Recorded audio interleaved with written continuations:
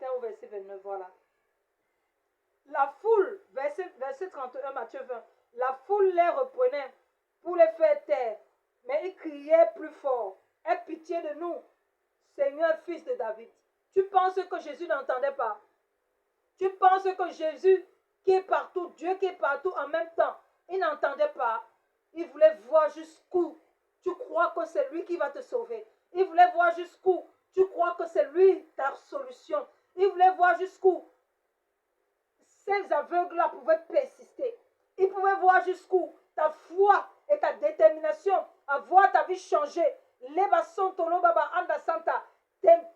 Comment je veux dire, te dérange, t'influence au point où il faut que la main de Dieu seul et le miracle de Dieu seul interviennent dans ta vie.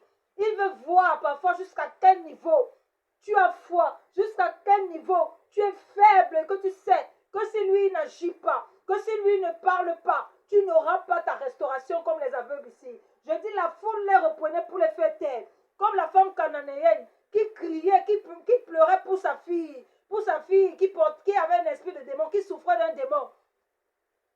On a tout fait pour l'arrêter. Jésus lui a même dit, il n'est pas venu pour elle. Il n'est pas venu pour elle, il n'est pas venu pour eux. Il n'est pas venu pour cette race-là.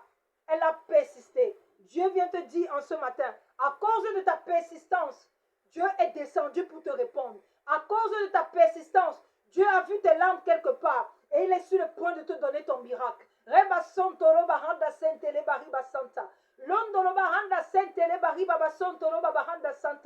Alors il te dit en ce matin, n'aie crainte, il t'a déjà répondu. N'aie crainte, il est sur le point de te surprendre. N'aie crainte, c'est le moment maintenant. N'aie crainte, il a déjà restauré ta vue si c'était le problème Dieu.